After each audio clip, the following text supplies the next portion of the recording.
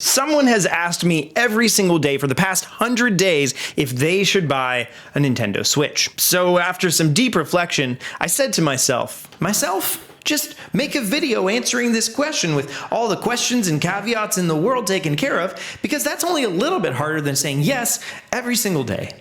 So now, when Billy Bob does ask me for the 101st day in a row, I can just send him this video, and then I'll finally get some of that peace and quiet. So today we'll answer the question that you've asked yourself since the day you were born. Should I buy a Nintendo Switch in 2020? Let's talk about it.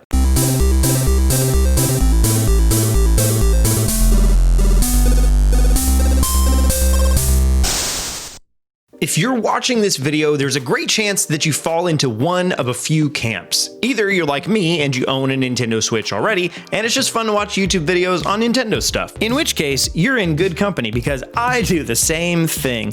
Also, we have a Discord where you can talk about all kinds of Switch stuff all day long. Go check it out in the description below. Or possibly more pertinently, you're someone who's wondering if you should buy a Nintendo Switch, either for yourself or for someone else.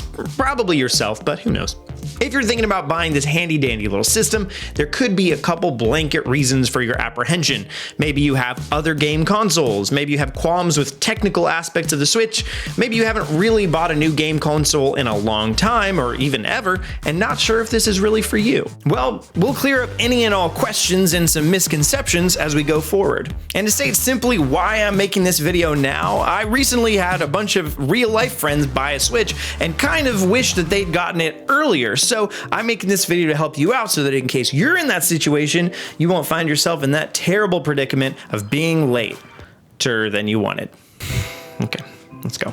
The first thing we'll look at is the most obvious and the most essential, the games. And really, in no uncertain terms, this will be the make it or break it for you. For most people who have bought a Switch, it was because of what we call a system seller, meaning there's probably many games that appeal to that person, but one specific game that tipped them over the edge, whether this was Luigi's Mansion 3, Breath of the Wild, Smash Ultimate, Pokemon Sword and Shield, or Untitled Goose Game. Most people who bought themselves a Switch did it for the games. To speak for myself, in 2017, I was planning on waiting until Mario Odyssey came out in October because that was around when my birthday was for me to get a Switch. And then I played Breath of the Wild at launch at a friend's house, and man, oh man, that is a system seller. So it turns out after we had our tax return back, we had exactly enough for me to get a Switch and Breath of the Wild, and my wife and I agreed, let's do it. And here we are. And that's a system seller right there. But going back to 2020, right now there are a few games listed for this year. But as far as system sellers, the one that's most likely to pull in people who haven't bid already would be Animal Crossing New Horizons on March 20th. That game will get more attention over the next few months, and other big ones will be announced that I don't know yet. But if you haven't bought a Switch yet and aren't looking forward to Animal Crossing, let me make a case for the backlog of absolutely wonderful games that await you that are only available on the Switch. Breath of the Wild, Super Mario Odyssey, Mario Kart 8 Deluxe, Splatoon 2, Fire Emblem 3 Houses, Super Smash Bros. Ultimate, Xenoblade Chronicles 2, Link's Awakening, Pokemon Sword and Shield, Luigi's Mansion 3, Mario Maker 2, Mario plus Rabbids Kingdom Battle, and a whole bunch more. For $20 a year, you can also play over 50 or 60 or something NES and SNES games, with more coming down the road.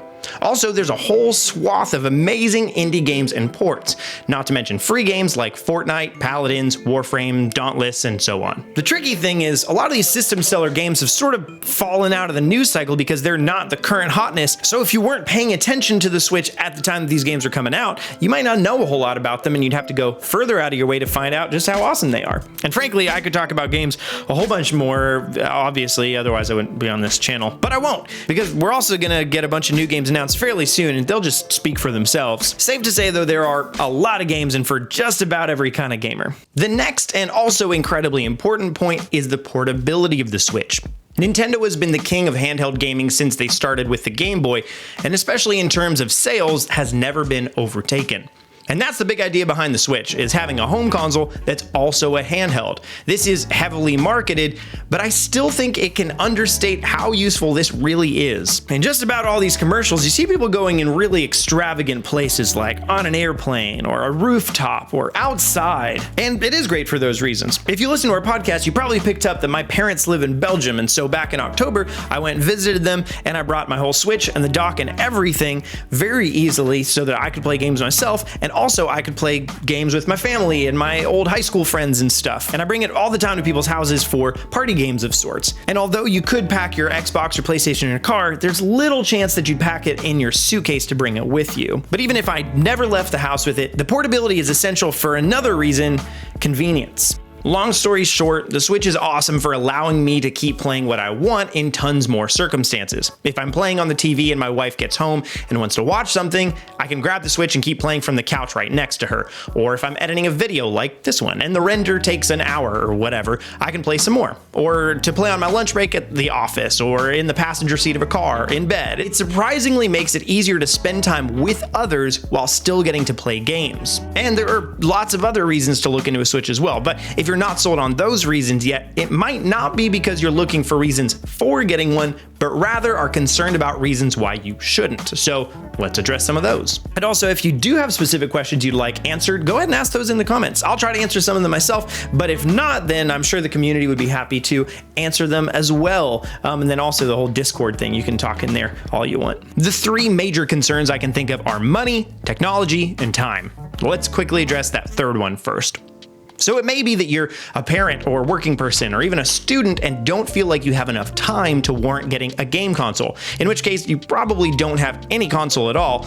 If that's the case, then on one hand, maybe you're right. I certainly don't want to be the reason you're late on assignments or neglecting your family to be because I told you to get a Switch, but there's a good chance that you're already doing all sorts of other entertainment stuff, and when you think you don't have enough time, quote unquote, you really mean I don't have blocks of several hours at a time to play some big sprawling game. Then this is where I've got you covered, because neither do I. Sure, some come up from time to time, maybe I've got a Saturday morning free here or there, but this goes back to that portability thing from earlier. For one thing, while not every game can just save at any point, you can suspend any game whenever you want. Even ones like Dark Souls, where this is literally the only console where you're able to pause the game at all. Although I guess you can't pause while you're playing online, but you know. So long story short, it won't require the same kind of time investment that when you were a kid playing Super Mario 3 or Super Mario 64 or Atari's E.T. So hope that clears that up for you. Next up, technology. This could be one of several concerns, so I'll go sort of rapid fire. The first topic being Switch Pro. Some people are still waiting to get a Switch until a fabled Switch Pro comes out, and that's fine, but equally, if you're actively missing out on games you'd like to be playing now, it's worth the cost in the meantime just to get a regular Switch, then trade it in if a Pro ever does come. It'll play all the same games, so that's certainly worth it. Otherwise, you may be worried about game performance because it's weaker than some other consoles. And while some ports aren't the best, the majority of them still are quite great and getting better all the time. First-party games run fantastically, indies run great, and third parties look usually worse than their counterparts, but just about all put in the effort to look quality enough, although a comparative downgrade for sure. But if you're like me and you only have a Switch, what are you comparing against anyway? Maybe otherwise you're concerned about battery life. If so, long story short, last August they did a CPU upgrade to the Switch where it went from like 2.5 to 6 hours of battery life to 3.5 to 9 hours. And I played some fairly battery hungry games and it lasts great. So as long as you get the newer model, which is in the red box, you should be fine and don't worry about it. Lastly, you may be worried about the Joy-Con. If so, you probably know that we've made some Joy-Con related videos on this very channel. And the crux of it is, while there are issues that crop up from time to time, they're all pretty easily fixable and they'll be under warranty for the first year anyway, and Nintendo of America at least fixes them for free for forever, so far it seems like. And on top of that, for convenience alone, I've said it before and I'll say it again, they're my favorite controller ever.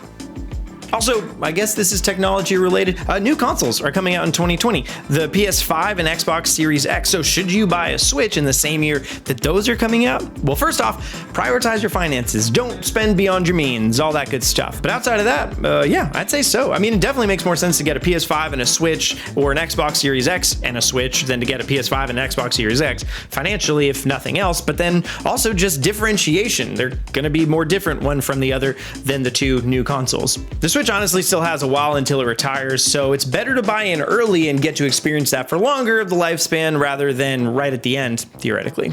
And last but not least, the question of money. To lay some groundwork going off US prices, because that's where I am, the Switch costs $300 new, and the Switch Lite costs $200. Games on the console run the whole gamut, but generally, first-party and AAA games launch at $60, and although third-party ones often drop in price, first-party ones really only drop temporarily for sales. However, with a huge number of quality ports and indie games on the Switch, you can find amazing titles for $30, $20, $10, or even less, and especially if those go on sale. And there are sometimes sales at certain outlets like buy a Switch, get half a game off, or something like that. So that could certainly be worthwhile. But let me say this, it's totally fine to say, I don't have the kind of money to get into gaming right now, because that's usually the kind of person that I would be quite frugal, actually. But what doesn't make sense is saying I could spend money on the thing that I want now, but I'd rather wait until later because I'd feel better about my decision if I get it when there's a price drop. If you want to do that, well, that's fine. But we're going to the 30 year of the Switch and it hasn't had a price drop yet, which on one hand you could say, in that case, it's much more inevitable that it's right around the corner. Or more likely, we just can't bank on it happening. So to help you visualize it, since you're probably a person like me, say in 2 years it becomes $250 instead of $300 that it is now. Think about it this way. You're spending $50 extra now to get to have early access to it that your future self wouldn't have had. So you're getting to play it for 2 years for just that $50 extra. And you know what? $50 for 2 years of fun feels pretty good. But we've been here a while, and there's certainly a lot more that I could say, and probably lots of things that you wanted me to say that I didn't, and that you didn't want me to say that I did. So we're gonna call it there. But that's what I think. What do you think? What are some other reasons that you're concerned about getting a Switch, or some other reasons, if you have one, that you would recommend somebody does? Let me know all that and more in the comment section down below, and be sure to click that like button and subscribe for more content like this every Tuesday and Thursday at 4 p.m. Eastern time. And yeah, stick around, have a good old time, and we'll see you when we see you. Sayonara.